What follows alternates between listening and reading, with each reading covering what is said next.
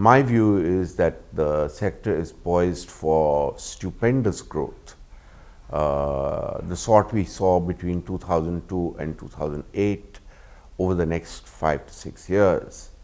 And you couldn't have a better set of people ready for that sort of growth at this point of time. Sure, I think we have sufficient talent in the Indian telecom industry to take it to the next level. But before I really go there, I would like to talk about, certain things that have happened in the past to kind of demonstrate that we have ample and sufficient talent. We have seen enough transformations in the digital space in the last few years, or rather last few decades. We have even seen some of the biggest disruptions happening in the telecom industry, in the recent past. So Indian industry, especially the telecom, is going through a big change, not only in India but worldwide as well. We see 3G to 4G, a very fast shift. From 4G to 5G, people are talking. And not only within the network it is changing, it is also going to the other industry. Like it is going to the banking, IoT is coming, and it is going into the multiple industry. So we need expertise and leaders not only within the telecom but these associate industries also to join this industry to create a pool which can create a big value proposition for the overall industry. The telecom CEO has a very complicated task at hand. He has to be a mix of a technologist, a regulatory cum legal person, a politician in a sense. He has to be, of course, very good at sales and marketing because that is his core business. And most important, he has to have the skills to carry with him all major stakeholders around him, which consists of bureaucrats, competition, politicians, and so on. Of course, not to forget the civil society, which is more and more playing a very important role in the way things happen on the ground. Going forward, the telecom industry will be moving towards M2M, machine-to-machine transactions. So there will be a whole lot of new players which will come into the market, maybe transport companies, white goods manufacturers, a whole gamut of such equipment manufacturers who will have their equipments networked. You will be getting into smart cities, as a result of which the new players will be municipalities, water management, garbage management, and those kind of things. So suddenly you will have this telecom CEO who's already up to his neck in so many issues, where he'll have to deal with a plethora of new entrants, both government, regulatory. He'll have to deal with more and more ministries. He'll have to deal more and more with state governments.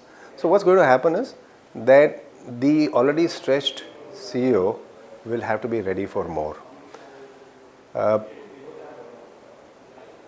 As far as performance is concerned, I think over the years, the CEOs have evolved, and I can very happily say that the group of CEOs that we have today in the industry are all pretty good, competent, capable, and in almost all the areas that I've talked about. I think, as I said, what took us here will not keep us here. I think leaders in this industry have to think very differently. They've been incredible in last decade, creating EBITDA levels that they have created at a tariff and the ARPU levels. $2 to $3 is incredible achievement. But now moving into digital era and capturing the data opportunities, I think these leaders have to be very transformative in their thinking.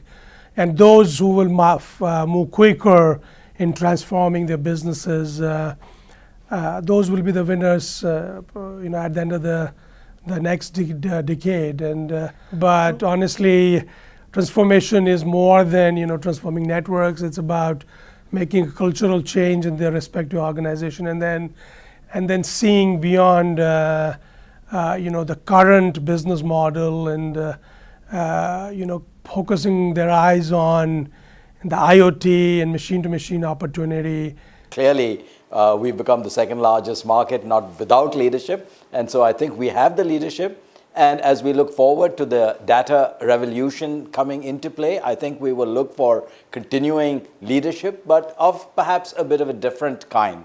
one of the things that we need to focus in terms of leadership is to ensure that we understand that leadership is no longer about just one person, the hero, leading the charge. It's about teamwork and a group of people of diverse backgrounds working together to deliver on a particular objective. So it's no longer just the CEO or the CTO or the CMO, but all working together. And all of these folks, in terms of ensuring this continuous leadership, need to understand that mentoring is going to be a critical part of the success of ensuring the new generation of leaders that is going to take us into the next revolution is there. The second point I'd like to emphasize is that increasingly, as we look at the people we recognize, the group that seems to be missing is the percentage of women in our leadership positions. And I think this is one area in terms of diversity. We need to ensure we make a better effort to bring them in. This is the 16th edition of the Voice and Data Telecom Leadership Awards. Annually, we recognize the great work which has been done in the entire industry. And for the last 16 years, the Person of the Year, the Lifetime Achievement Award winners, the CTO of the Year have been recognized in terms of their contribution to the entire industry. Voice and Data will be with you to chart this entire journey, to report on it, to chronicle it, and to guide the future course of action in this industry.